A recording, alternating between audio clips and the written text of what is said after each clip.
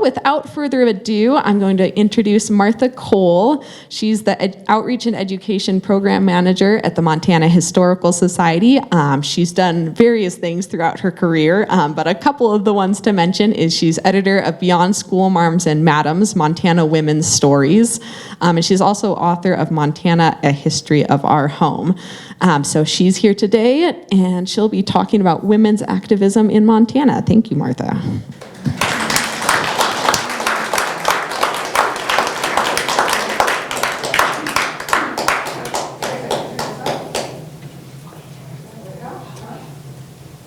All right, is that better?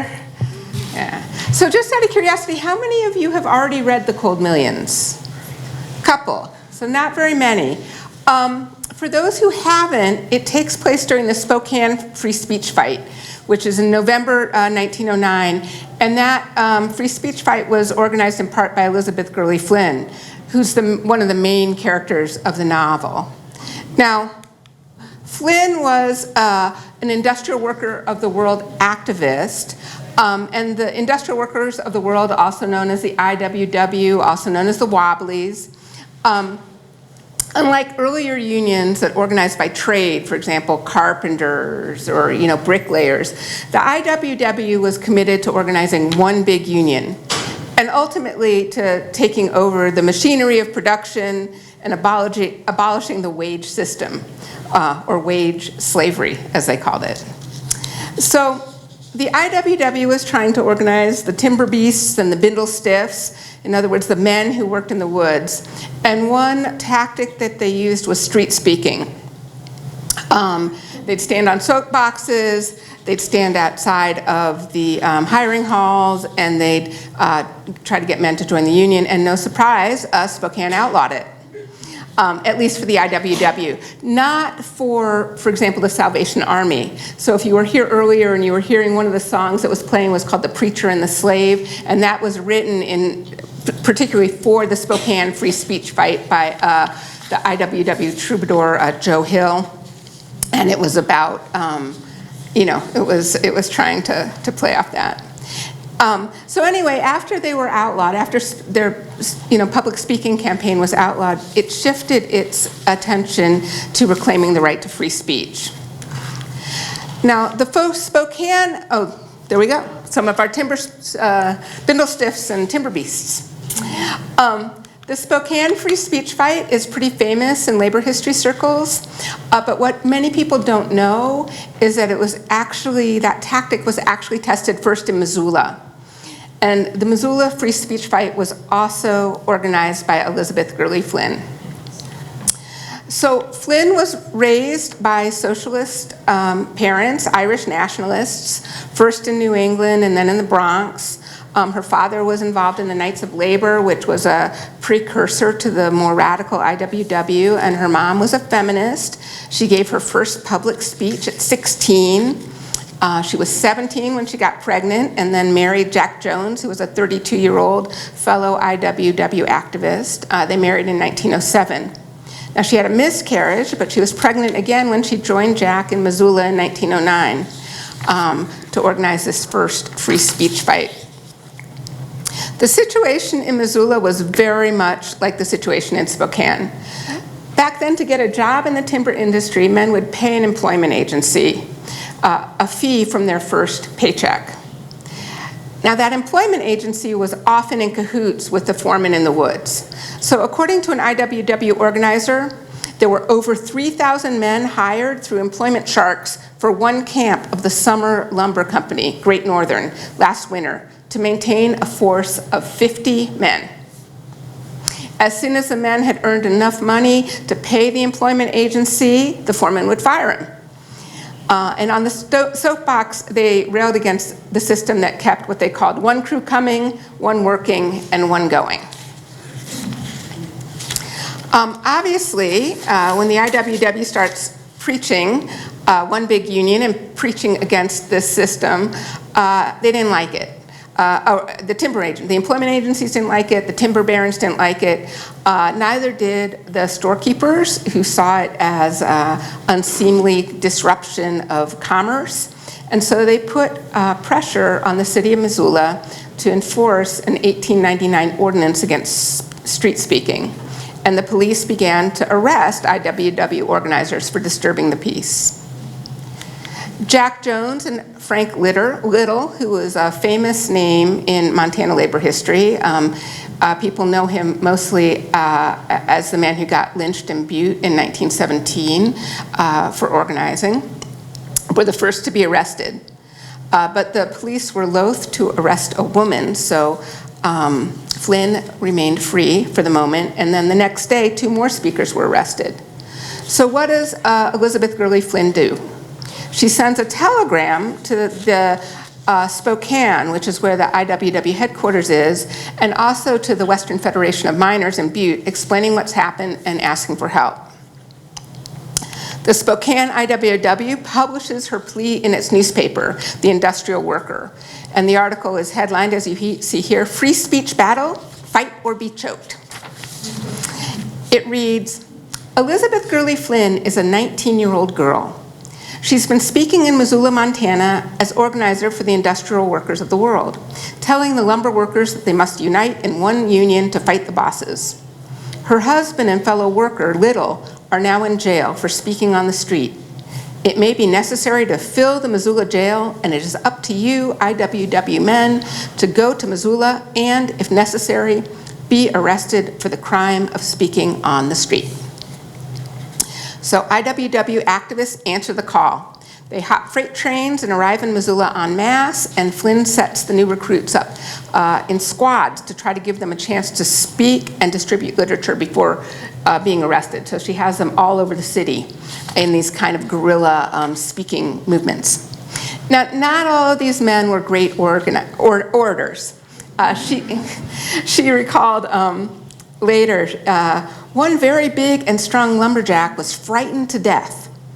He sat up on the box and read the First Amendment to the Constitution. And then he looked around rather helplessly for the cop. But the cop was busy elsewhere, so he read it again. And after he'd read it about 3 times, the policeman came along and yanked him down, much to his relief. So the end game was to organize the workers, but the tactic was to pack the jails. Flynn explained that they tried to stick the city with the expense of feeding the men. She said, "We held our meeting early so the men would go to jail before supper. The police began to turn them out on the next morning before breakfast, forcing us to provide rations for the day." Ultimately, dozens of IWW members were arrested, including Elizabeth Gurley Flynn and a second woman wobbly organizer named Edith Frenette, who was a camp cook who had come down from British Columbia with her husband Charles for the fight. By October 8th, faced with overflowing jails, increasing expenses, and a growing public relations nightmare, the city council capitulated. The IWW had secured the right to speak in Missoula. And here's how Flynn described the victory in an article published by the Industrial Workers. She said, "We did not appeal to justice, but the taxpayers felt the pressure on their pocketbooks and capitulated." And then only a month later, she was ready to try it again in Spokane. Now, Flynn wasn't the only famous left-wing activist to come to Montana during this period. According to Professor Jeff Johnson, anarchist Emma Goldman gave 15 speeches in Montana between 1908 and 1914 in Butte, in Helena, and in Missoula. Emma Goldman was one of America's most famous radicals. She and her lover, Alexander Berkman, tried to assassinate industrialist Henry Clay Frick during the infamous Homestead, Pennsylvania steel strike in 1892. It was an act that they hoped would be the spark that would flame the revolution. And he went to jail for that. She, although thought to be his accomplice, did not.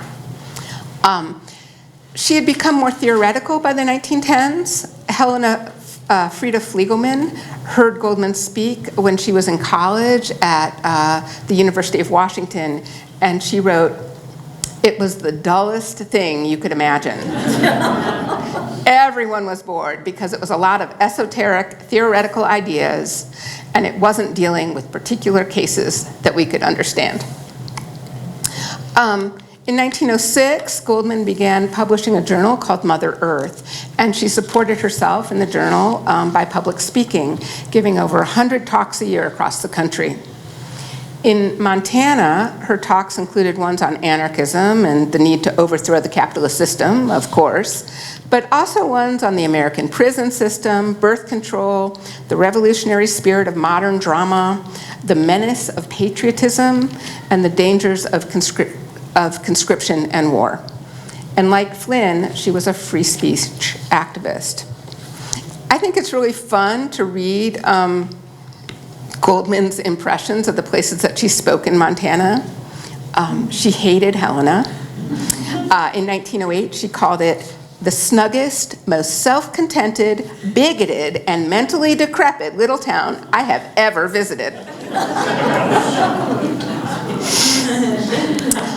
She ultimately came to love Butte, but initially she gave the town mixed reviews. She recognized it as a strong union town, but in 1908 she also wrote that, quote, "In no other city are the workers so completely in the clutches of the Moloch capitalism as in Butte. Here he shows himself in all his monstrosity, lurking in every corner, ever ready to devour his victims." And her opinion hadn't changed much by 1910 when she wrote that Butte is still owned, spiritually by the Catholic Church, and bodily by the Copper Kings. What chance then for truth? Now, in later years, she had a much better time of it in Butte, with her free meetings drawing, 1,200 people or so. And that's in large part because of local anarchists and their work, Abraham and Annie Edelstead, who helped organize and promote her lectures. Goldman was able to attract such huge crowds because there were many Montanans, men and women, who were unhappy with the status quo and eager to make changes. So let's look at some of these local activists, starting with Ida Crouch Hazlitt, who was a journalist, a suffragist, and an orator. She came to Montana in 1904, becoming editor of the Socialist Montana News the next year. And she was at the center of a party split when Lewis Duncan, a Unitarian minister who was elected on the socialist ticket to become mayor of Butte, accused her of mismanaging funds and of living openly in an adulterous and licentious relationship with a former member of the Lewistown local. She left Montana in 1910. She was also Emma Goldman called her like one of the few like open-minded socialists, So Goldman liked her. Hazlitt was not Montana's only socialist woman journalist. There was also Martha Edgerton Rolfe Plassman, who was the daughter of Montana Territorial Governor Sidney Edgerton. She helped found the city of Great Falls with her husband, Rolfe, and was the first woman editor of a Montana newspaper, the Republican Montana Leader. She'd been twice widowed when she moved to Monarch, where she became the first woman member of the local chapter of the Socialist Party. She later moved to Missoula with 3 of her 7 children so that they could go to university. And there she wrote a weekly column titled Socialist Notes for the Missoulian, in which she expressed her support for the IWW during the Missoula free speech fight. In 1911, she went to Butte to operate Lewis Duncan's office during his successful mayoral campaign. And through it all, she remained a tireless advocate for women's suffrage. Non-Indigenous women won the right to vote in Montana in 1914, 6 years before the National Suffrage Amendment passed in 1920. And women's suffrage was clearly a primary cause in the 1910s. Although some women prominent in the class struggle, including Elizabeth Gurley Flynn and Emma Goldman, didn't see the point of engaging in electoral politics, believing that the campaign for women's suffrage diverted women's grassroots to activism and towards strengthening a state devoted to protecting capitalism and waging war. So they weren't against it, but they weren't really for it either. They thought it was a waste of time. Jeannette Rankin, who's shown here playing basketball in college. She is the third in here, right there. Is clearly Montana's most famous suffragist, and she was a leader of the movement. She grew up in Missoula, graduated with a degree in biology from the University of Montana in 1902, worked unhappily as a teacher and a milliner before heading to New York City to become a social worker. In what was a really common trajectory for women at this time, she soon came to believe that she should devote her energies to attacking the root causes of the problems that she saw as a social worker: child labor, sweatshops, unhealthy living conditions, rather than simply trying to ameliorate the consequences. And that led her to the suffrage movement. She became a full-time suffrage activist, participating in campaigns in California and Washington, winning campaigns, before returning to organize for suffrage in her home state. She catapulted then the renown she gained from the suffrage campaign into her statewide electoral campaign in 1916, when she won to become the first woman elected to the US Congress. And of course, she couldn't have done that without women voters. Edith Muchler of Chester was 8 months pregnant when she rode 14 miles on a cold, windy day to cast her ballot for Rankin. And she wrote that she would gladly do it again. I always think of former State Senator Diane Sands when I talk about women activists, and especially Jeannette Rankin, because Diane was fond of saying that it's really disempowering in some ways to focus exclusively on famous women because it's really easy to put them on a pedestal. And in fact, Jeannette Rankin is quite literally on a pedestal in our state capitol and in the US Capitol, right? It's easy to think, I can never be like them.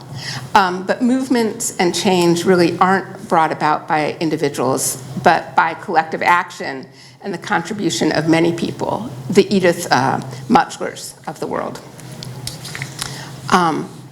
One of my favorite Montana suffragists didn't actually campaign for suffrage in Montana, but I'm going to tell you about her anyway. Let's call it speaker's privilege. And that is Hazel Hunkins.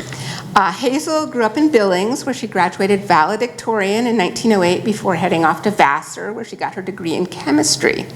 While she was pursuing a master's degree at the University of Missouri in Columbia, her mom became ill, and she had to return home to Billings to take care of her.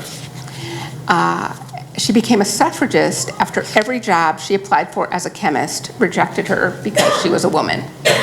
And she had just applied over and over and over again nationally after her mom got better.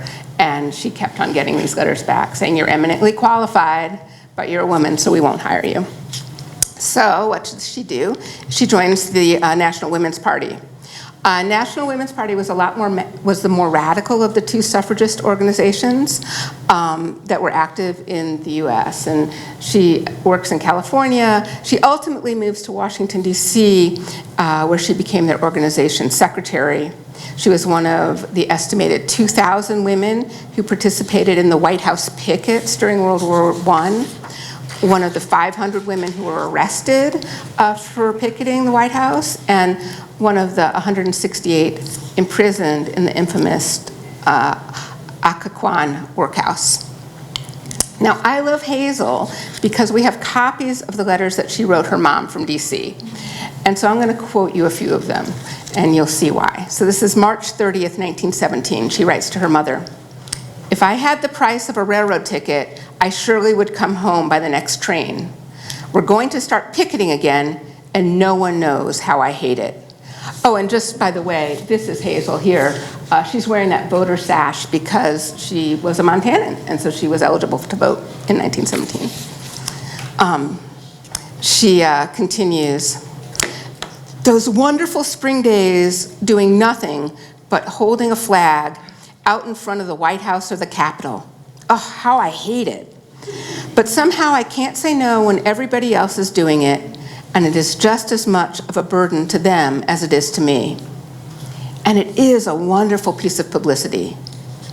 It would be like base desertion to quit at a time when they need me worse than they ever have before.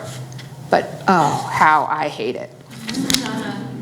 And the letter ends, like almost everyone that she writes her mother, with a plea to take better care of her cat, whose name is Shadi. Please take Shadi into the house. Please, oh please keep him nice. Do you ever play with him the way I used to? Do that so he won't forget how. And then there are these telegrams. That the first one was sent to her mom in August 15th, 1918. And it reads, 26 of America's finest women are accompanying me to jail.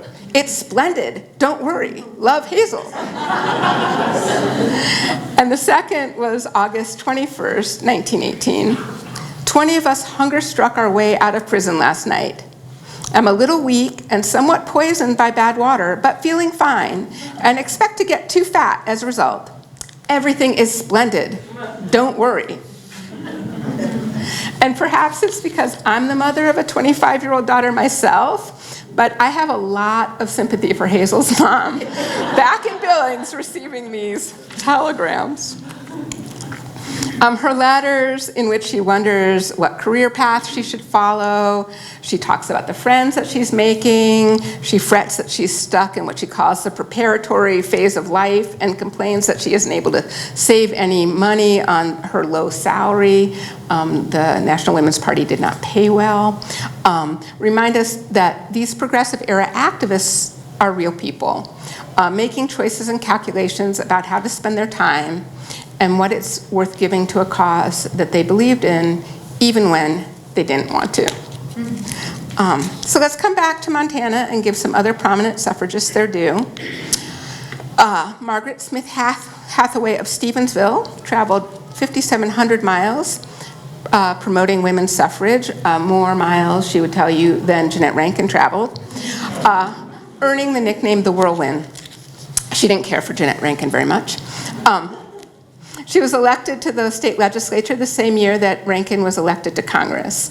And in the legislature, she championed the creation of the Montana Mother's Pension, which provided direct financial support to abandoned or widowed women, which allowed some of them to keep their kids at home instead of having to place them in the orphanage, and which was a really common thing. You know, most orphans at that time weren't true orphans in that they had lost both their parents. Most orphans had lost either a father who didn't have then a mother to take care of the kids, or a mother who couldn't afford to keep her kids. She's also credited with making the speech that won the 8-hour workday for women. On what I would deem a darker note, according to historian Casey Pallister, she was also the primary force behind Montana's 1923 eugenical sterilization law that authorized the forced sterilization of, quote, idiots, imbeciles, incurably insane, and epileptics. This is another reminder, and that was a really common position. She was not the only eugenicist, either among these women activists or among men activists or among doctors. It was extremely common in the teens and 20s, but it's another reminder that historical figures are real people with a complicated mix of views, some of which we might agree with, some of which we might not, just like people today. And they're not paper saints or villains like we so often want to paint them. Emma Ingalls of Kalispell was also elected to the legislature in 1916, along with Hathaway. And Hathaway was a Democrat, Ingalls was a Republican. For her part, Ingalls advocated for creation of the Bureau of Child and Animal Protection to provide oversight for children adopted or placed in foster care.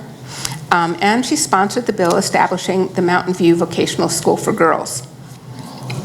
Before that time, courts sent both boys and girls to the state reform school in Miles City. And these women were really worried about what that would mean for these girls.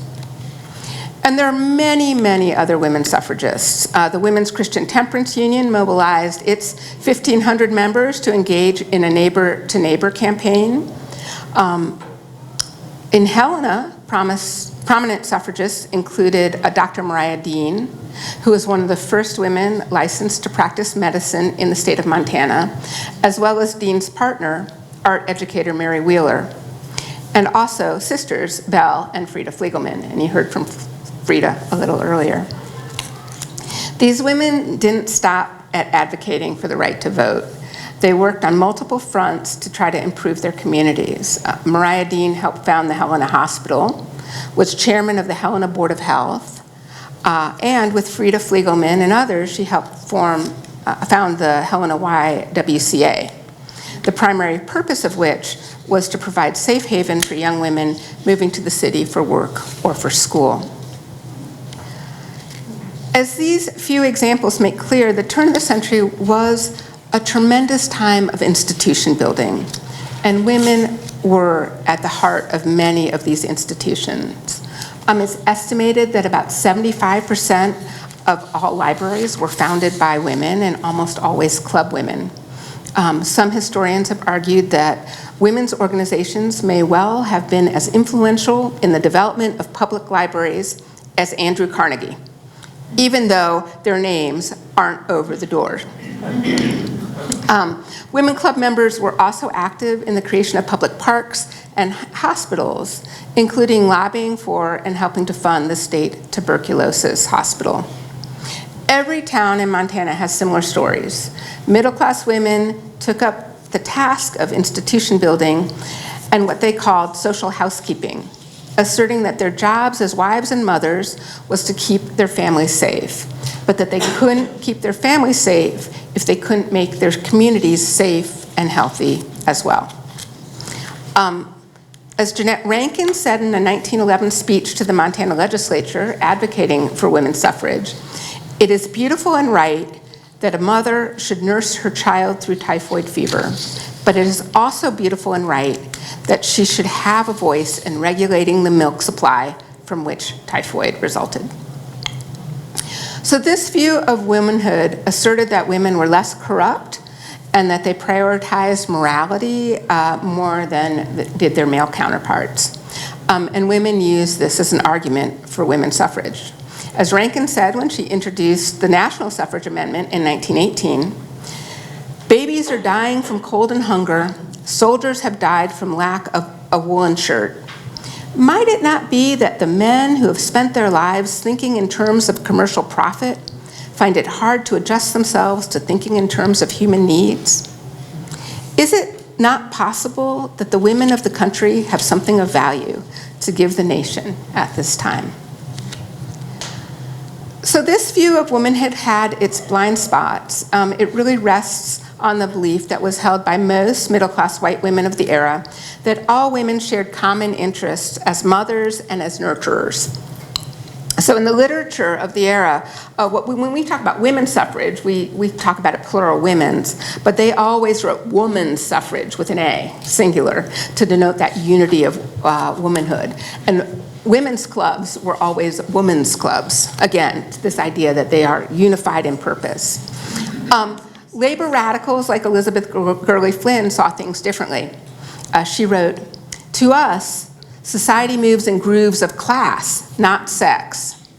We see no basis, in fact, for feminist mutual interest, no evidence of natural sex conflict, nor any possibility, nor present desirability of solidarity among women alone.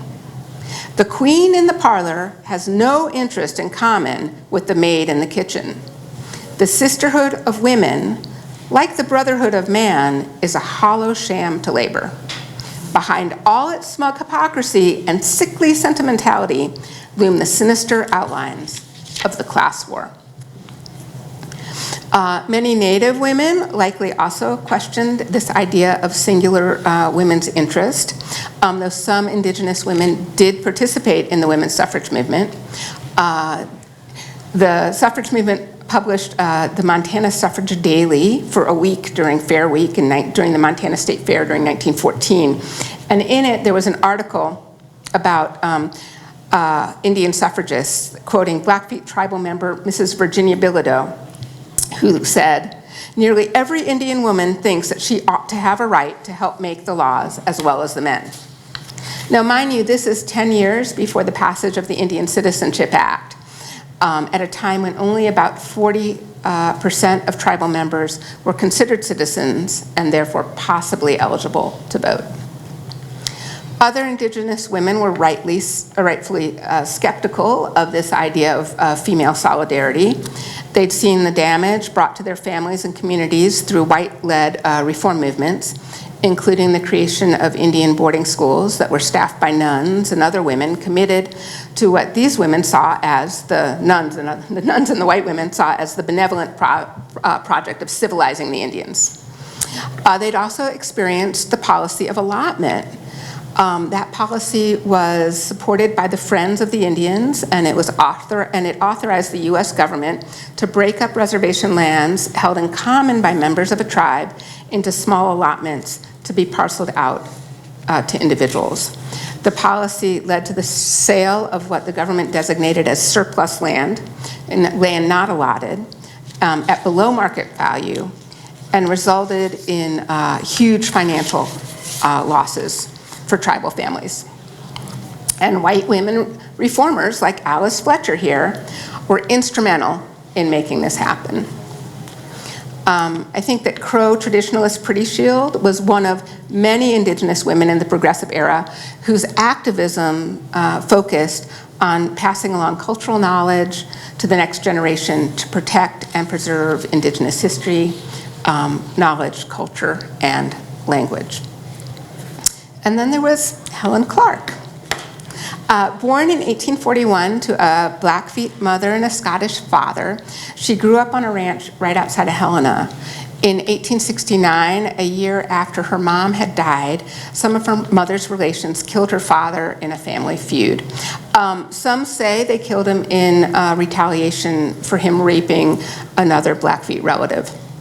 In response, so it was a family feud, but that is not how the US government saw it. What the US government saw was Indians murdering white ranchers. And so they sent out federal troops who ended up perpetrating the Marias Massacre, which was one of the worst massacres in Montana history. Helen was sent away to Catholic boarding school, then briefly became an actress on Broadway, and this is a picture from that era, before returning to Helena in 1875, where she became a teacher. According to historian Laura Ferguson, not everyone in Helena was happy with her hire. But enough Helenans were impressed with her work that they elected her county superintendent of schools in 1882. She was one of the first two women and only person of Indian descent to hold elective office in Montana Territory. Clark worked briefly for the US government as an allotment agent. So again, people are complicated.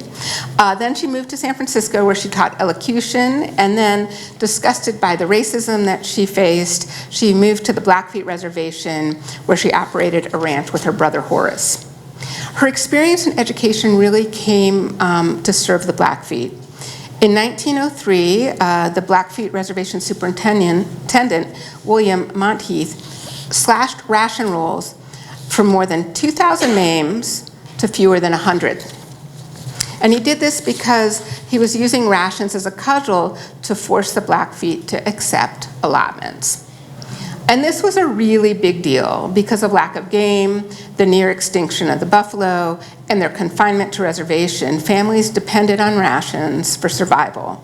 And to be clear, they had a right to them by treaty. This was money, or in this case goods, that were owed to them. They'd been promised these rations during treaty negotiations as an exchange for a huge portion of Blackfeet territory. So Clark led a drive to remove Monteith, and her advocacy bore fruit. He was removed from his post in 1906. And in another example of her political activism, she lobbied Senator Wilberforce Sanders, whose family she actually had lived with while teaching in Helena, for equal pay for Blackfeet workers on the Cut Bank irrigation project. Black women also had cause to question the idea that all women shared the same interest, especially because Montana's women's clubs, again written with that singular woman, were segregated. Unable to join white women's clubs, black women formed their own. African American club women raised money for scholarships, established daycares, and supported one another, while also challenging social and racial injustice. Many feminists today talk about intersectionality, the idea that race, gender, ethnicity, geography, class, sexuality, and ability all shape an individual's experiences and opportunities. That word hadn't been invented at the turn of the 20th century, but Montana women, particularly non-white and working class women, clearly understood this. Butte had a large population of working women, and they organized as women, but they also organized as workers. 33 women met on June 6, 1890, to form the Women's Protective Union, which represented all women workers: waitresses, hotel maids, nursemaids, bucket girls, the women who packed miners' lunches, yard girls who plucked chickens and shucked oysters, mangle girls who worked in industrial laundries, and feather girls who trimmed women's hats. They even had a midwife as a member. Unlike other Butte unions, the Women's Protective Union welcomed African American women into their ranks. According to historians Marilyn Manny Ross and Jeannette Finn, the union did more than set wage scales. In 1892, it established its own library. By 1895, it had created the Women's Industrial Institute to provide clean, affordable lodging, and initiated free weekly classes on subjects from job training to citizenship. It also acted as an employment agency, and in 1904, it installed a telephone in its office for use by all members looking for work. In 1894, the WPU successfully petitioned the Montana Industrial Conference to endorse women's suffrage. And in that petition, they referred to themselves both as the weaker sex and as working girls who are being oppressed by long hours and poor pay. So intersectionality at work. By 1902, the union had over 200 members, and they had a walking delegate who visited boarding houses to make sure they were paying the women the prevailing wage. The union set a minimum wage of $25 a month in 1903 and instituted a 10-hour workday. Previously, women had worked 12 to 14 hours. And they got the Butte Trades and Labor Assembly to stand behind them, which was really important because these boarding houses were where Butte miners lived. And if the Butte miners wouldn't live there because they weren't paying prevailing wage, it was good incentive for the employers. In 1904, they claimed to represent 1,000 women, and I think that was poetic license, when they successfully petitioned the city council to revoke the business licenses of employment agencies, claiming that these agencies required girls to pay exorbitant fees for places which were misrepresented or for places which were never furnished at all. And they also called them scab recruiting stations. So the women of Butte were faced with the very same problem that the IWW was organizing against for the timber workers in Missoula and Spokane the same few years later. But the women of Butte won. The U.S. entry into World War I dramatically changed Montana politics and the opportunities for women activists. Many supporters of labor and left-wing causes opposed the conflict, which they called a rich man's war and a poor man's fight. It was a commonly held view. As Lily Emery, a resident of the homestead town of Olive in southeast Montana, wrote to Congresswoman Jeannette Rankin, "When it comes to fighting and dying for big business, there is nothing to make one patriotic." Lina Magnus of Malta concurred, writing, "It seems as if it is just a war for the rich men to get richer." In Butte, people, particularly the Finns, who didn't want to side with Russia, the Irish, who didn't want to side with England, and members of the IWW took to the streets. In June 1917, 400 to 500 marchers, many of whom were women, protested the draft. And when the police attempted to arrest March leader John Korpi, a Finnish woman, Mrs. Bohi, attacked him. She was one of over 60 people that were arrested that day. According to neighbors who came to plea for her release, Mrs. Bohe was a widowed mother of 3. Who, the neighbor asked, is going to take care of the children if their mother goes to jail? When other neighbors told the mayor that Mrs. Bohe had been beaten by police, he reportedly assured them that Mrs. Bohe is as safe from beatings as she would be in her own home. Is he saying that she's not being beaten, or is he playing on anti-immigrant stereotypes to suggest that she was at risk of domestic violence at home? I don't know. I can't decide, but that was his quote in the newspaper. The right wing saw the war as an opportunity to crack down on dissent. In February 1918, the Montana legislature passes the Sedition Act, which made it illegal to criticize the war or the war effort in any way. 76 men and 3 women were convicted of sedition in Montana in 1918 and 1919, and 40 men and 1 woman were sent to prison, including Janet Smith here, this is her mugshot, who was sentenced to 5 to 10 years and served 26 months. A few months after Montana passed its Sedition Act, Congress passed the Federal Sedition Act, introduced by Montana Senator Henry Miles as an amendment to the 1917 Espionage Act. And it was modeled on the Montana Sedition Act. Again, this criminalized not just actions, but also disloyal, profane, scurrilous, or abusive language about the US government, the military, the draft, or the flag. Many radicals, including Elizabeth Gurley Flynn and Emma Goldman, were arrested for their anti-war stances, and Goldman spent 2 years in prison before being deported to Russia. And this is a cartoon. I don't know if you can see it, but you have Uncle Sam here, who is rounding up a traitor, a spy, Sinn Féin, which is an Irish nationalist group, and an IWW here, looking like a beast down at the bottom. A crackdown on dissent and on critiques of capitalism continued and intensified after World War I during what historians called the First Red Scare. And I think that is as good a place as any to stop. Montana women certainly continued to be involved in public affairs, to build community institutions, and to organize around issues they believed in after the war. And to be clear, this included both left-wing and right-wing causes, but the progressive era was over. So, thank you.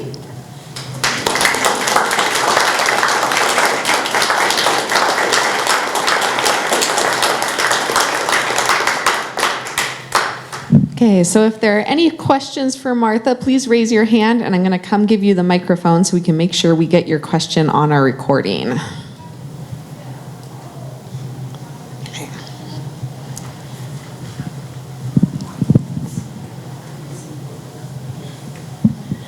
Martha, do you have any takeaways from all this progressive era discussion? Do you have any takeaways?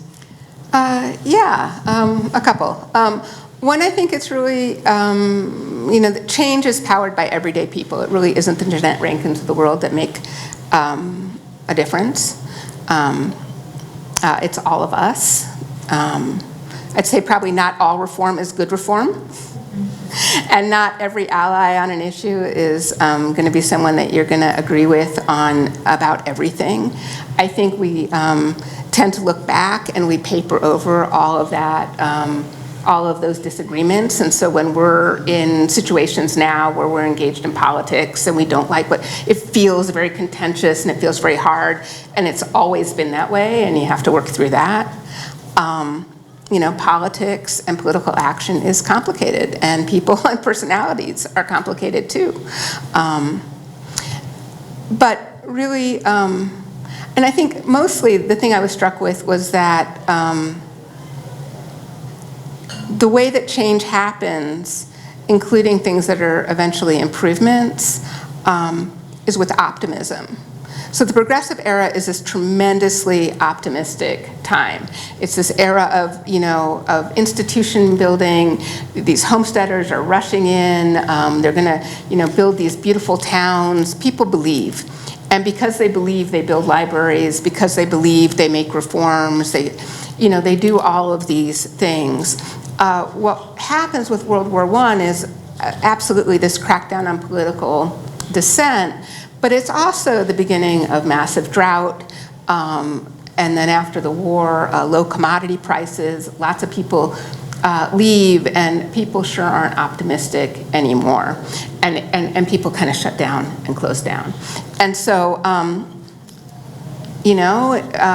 from Missouri, and we had, I think it was the Missouri Lottery, had a slogan, you can't win if you don't play.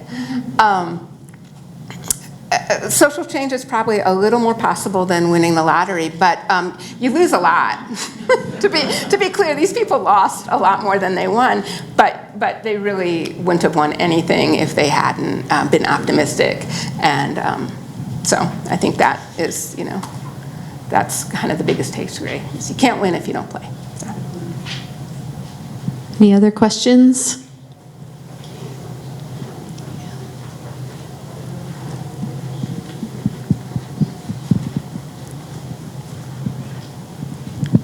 So when women got the right to vote, so Montana women got the right to vote before other states, what's the data about, did they become Democrats or did they become their husband's party? What's the story about that? Yeah, that's really interesting. So part of the reason that you could have this idea of women being woman and having this unified vision is because women weren't voting. And what happens is, in the 20s, after women nationally get the right to vote, is it turns out that they vote lots of different interests. They are not just women. They are working class women. They are Catholic women. They are farmers.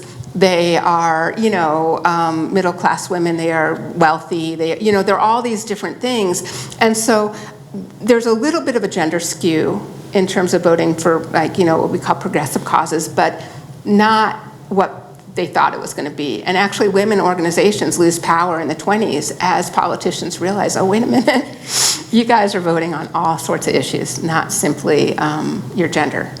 Although it was, there is a gender gap, but it wasn't near as big as people expected it to be.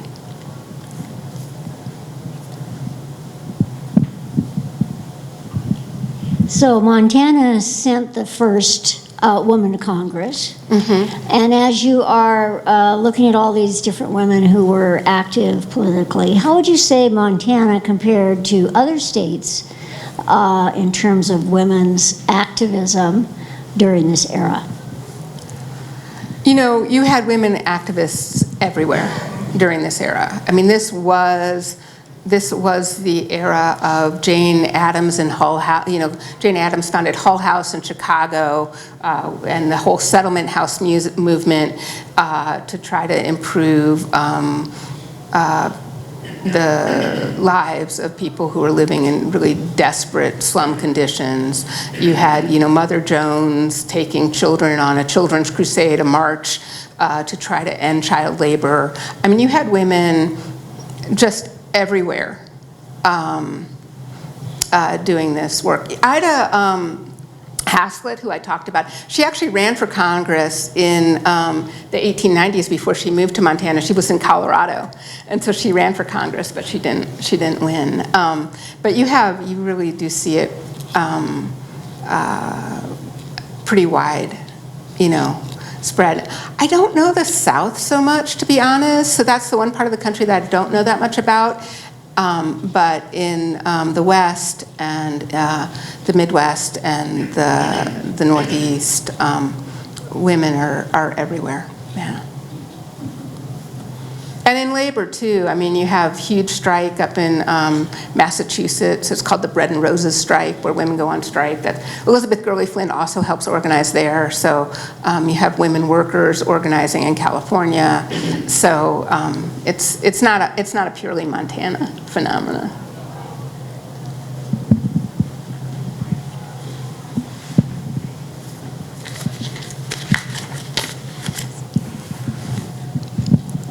I got interested in Elizabeth Gurley Flynn because last winter on C-SPAN, I watched you know how they have lectures from different history classes around the country at colleges? Well, they broadcast a lecture from the University of Montana in Missoula where a history professor went into quite a bit of depth about Elizabeth Gurley Flynn and her organizing of the free speech movement in Missoula. So, and I'm sure you can go online and find it and watch it. Then so she, you know, she did a lot. She was in jail in Missoula, and you know, was really an inspiring figure there. But she went on, and she was a lifelong leftist, and she lived in Portland, Oregon, for about 10 years. Can't remember what she did there, but she has a Wikipedia page. That was my point. You can look her up on Wikipedia and find out more about her, which I did.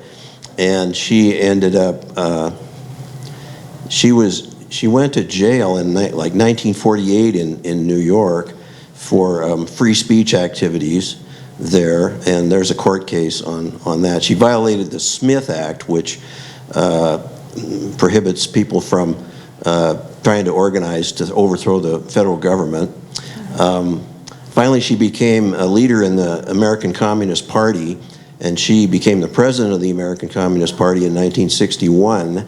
And she made a visit to Moscow in Russia, and she died there in 1964, and they gave her a state funeral with about 25,000 people attending.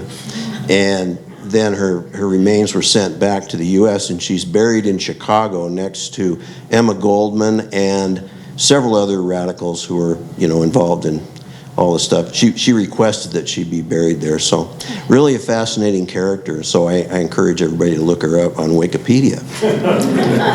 She also has an autobiography that smooths over some of her rough spots, for sure, because it's her autobiography, it's her tale of herself. But it's a really fun read. I think it's called Rebel Girl. What she was doing in Portland was kind of being retired. You know, she'd been kicked out of the IWW, and she was lovers with this woman doctor who lived there and who was ill. And so she was kind of taking care of her. And then she went back to New York, and you know, she helped found the American Civil Liberties Union, but they kicked her out later because in the 30s she joined the Communist Party, and when there was the Hitler-Stalin Pact, she spoke out in support of the Hitler-Stalin Pact. So the ACLU said, yeah, that's no go. And so they kicked her out. So yeah, so there's, you know, she's an interesting person.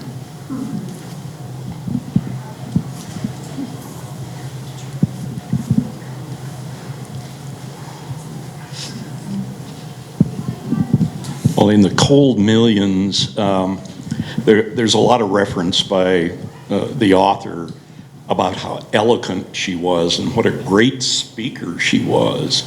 And in the same Wikipedia article that I read that the gentleman refers to, there was a speech that she gave at one of her trials that was supposed to be one of the top 100 speeches in U.S. history, you know, ranking right up there with Lincoln and other eloquent speakers.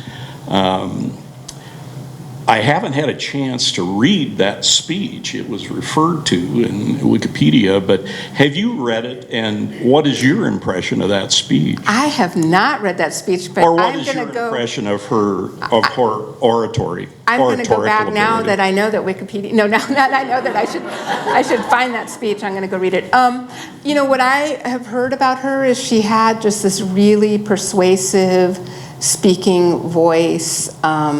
You know, she wasn't bombastic. She spoke in language that people could understand. She recognized her audience. She knew that she was speaking to a lot of immigrants, a lot of people for whom English wasn't their first language. so she didn't get all highfalutin in her, she wasn't trying to be, I don't know, William Jennings Bryan or some of those other 19th century speakers that really spoke in what we consider like eloquent, complicated phrases and big words. And that she was incredibly persuasive. Yeah, she was really, really considered to be very good at her job of agitating and speaking. Okay, so I think that is a good place to stop. So thank you so much, Martha. That was wonderful.